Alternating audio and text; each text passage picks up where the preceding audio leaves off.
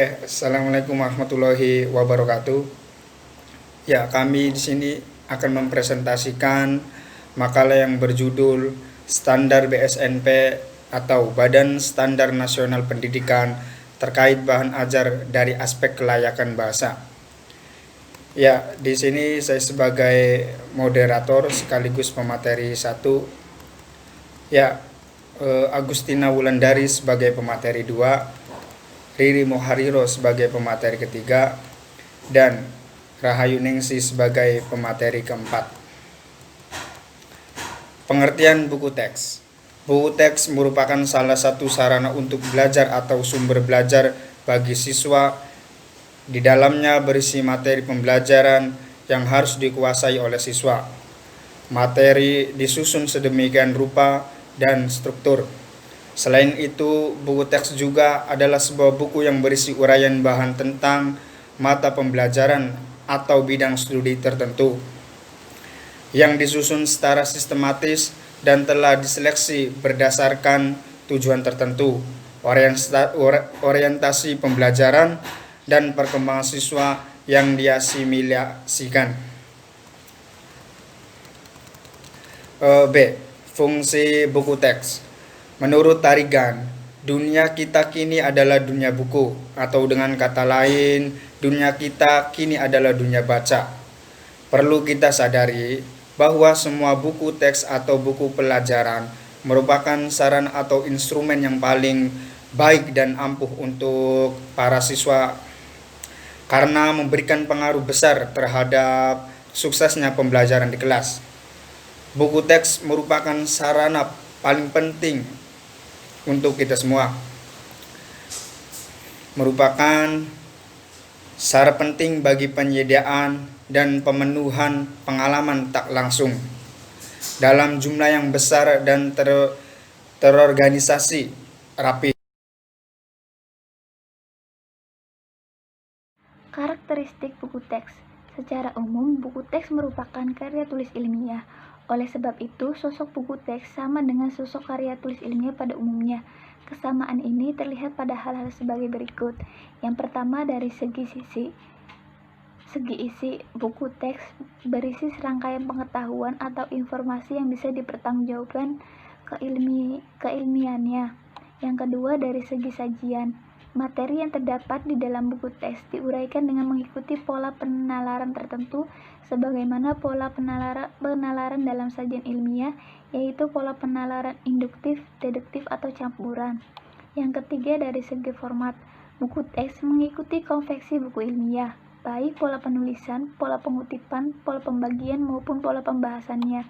Selain itu, ciri umum tersebut, buku teks juga mempunyai ciri khusus yang berbeda dengan buku ilmiah, yaitu yang pertama, buku teks disusun berdasarkan pesan kurikulum pendidikan yang bisa diarahkan kepada landasan dasar, pendekatan, strategi, dan struktur program.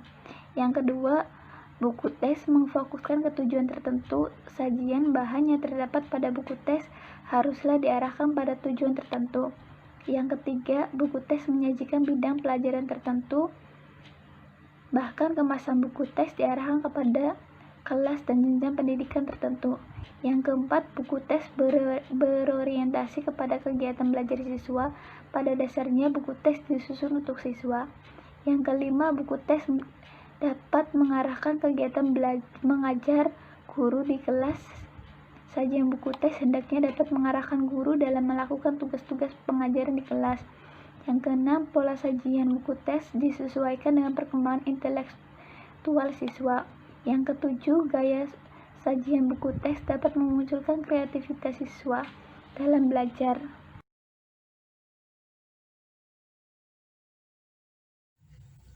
Saya Riri Mohariro akan memaparkan mengenai buku bahan ajar berdasarkan BSNP, Badan Standar Nasional Pendidikan. Sebagai badan yang diserahi tanggung jawab untuk mengembangkan standar nasional pendidikan, perlu menyusun instrumen penilaian buku yang baku dan mampu melakukan pembedaan antara buku pelajaran yang baik dan yang kurang baik. Upaya mendapatkan buku teks pelajaran yang baik diharapkan dapat memenuhi tuntutan yang tertuang dalam Peraturan Menteri nomor 11 pasal 3 ayat 1 yang menyatakan bahwa buku teks pelajaran untuk setiap mata pelajaran yang digunakan pada satuan pendidikan dasar dan menengah dipilih dari buku-buku teks pelajaran yang telah ditetapkan oleh Menteri berdasarkan rekomendasi penilaian kelayakan dari Badan Standar Nasional Pendidikan. Dalam buku bahan ajar terdapat beberapa kelayakan, diantaranya yaitu kelayakan bahasa. Kelayakan bahasa terdapat 3 indikator yang harus diperhatikan. Yang pertama, kesesuaian pemakaian bahasa dengan tingkat perkembangan siswa. Yang kedua, pemakaian bahasa yang komunikatif. Yang ketiga, pemakaian bahasa memenuhi syarat keruntutan dan keterpaduan alur berpikir. Pemakaian bahasa yang sesuai dengan tingkat perkembangan siswa terbagi dari beberapa indikator. Indikator yang pertama, kesesuaian dengan tingkat perkembangan intelektual. Bahasa yang digunakan dalam buku teks untuk menjelaskan konsep atau aplikasi konsep atau ilustrasi sampai dengan contoh yang abstrak sesuai dengan tingkat intelektual siswa, di mana secara imajinatif dapat dibayangkan oleh siswa. Indikator yang kedua, kesesuaian dengan tingkat perkembangan sosial emosional. Bahasa yang digunakan dalam buku teks sesuai dengan kematangan sosial emosional siswa, dengan ilustrasi yang menggambarkan konsep-konsep mulai dari lingkungan sekitar atau terdekat sampai dengan lingkungan global. Indikator yang ketiga, kekomunikatifan. Indikator pemakaian bahasa yang komunikatif diarahkan pada hal-hal berikut. Yang pertama, keterbacaan pesan.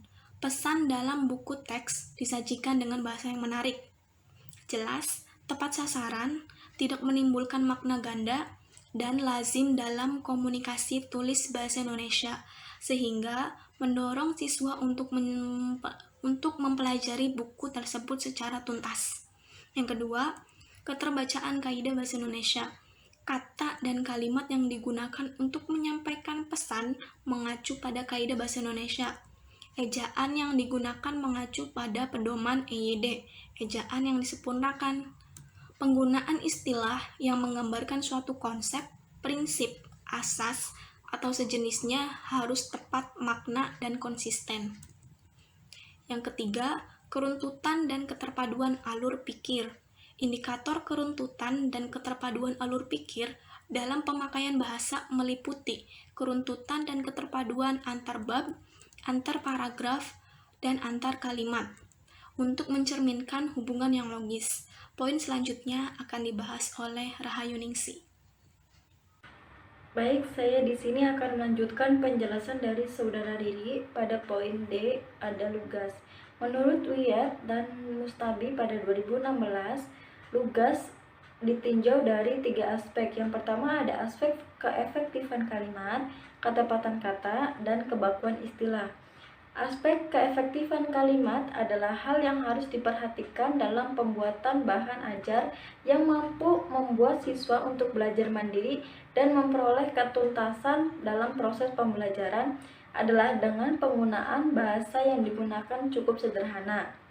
Karena siswa yang hanya berhadapan dengan bahan ajar ketika belajar secara mandiri. Dan pada aspek berikutnya yaitu ada ketepatan kata. Ketepatan pemilihan kata untuk mengungkapkan sebuah gagasan adalah hal yang sangat penting karena ketepatan pemilihan kata mempersoalkan kesanggupan sebuah kata untuk menimbulkan gagasan yang tepat pada imajinasi pembaca dan pendengar seperti apa yang dipikirkan oleh penulis. Pada ketepatan yang ketiga atau aspek yang ketiga yaitu ada kebakuan istilah. Kebakuan adalah kesesuaian dengan kaidah ejaan, lafal, struktur, dan pemakaiannya. Istilah yang digunakan sesuai dengan Kamus Besar Bahasa Indonesia adalah istilah teknis yang telah dibakukan atau digunakan dalam bahasa Indonesia. Pada poin E di sini ada komunikatif. Selain lugas, bahasa dalam buku teks juga harus komunikatif. Komunikatif dapat dinilai dari aspek yaitu kepemahaman terhadap pesan atau informasi dan kesantunan bahasa. Maksudnya adalah pesan atau informasi yang disampaikan dengan bahasa yang menarik dan lazim dalam komunikasi tulis bahasa Indonesia. Pada poin F di sini ada dialogis dan interaktif bahasa, yaitu yang digunakan dalam penyajian materi harus dialogis dan interaktif. Pada poin G ada kemampuan memotivasi peserta didik. Bahasa dalam buku teks harus mampu memotivasi peserta didik dalam artian bahasa yang digunakan membangkitkan rasa senang seketika peserta didik membacanya dan mendorong mereka untuk mempelajari buku tersebut secara tuntas. Ini ada kesesuaian dengan kaidah bahasa Depniknas. Depniknas pada 2006 menyebutkan bahwa dalam penyusunan materi penggunaan bahasa Indonesia yang baik dan benar, kesesuaian ini meliputi ketepatan tata bahasa dan ketepatan ejaan. Maksudnya adalah tata kalimat yang digunakan untuk menyampaikan pesan mengacu pada kaidah tata bahasa Indonesia. Poin I di sini ada penggunaan istilah, simbol, dan ikon.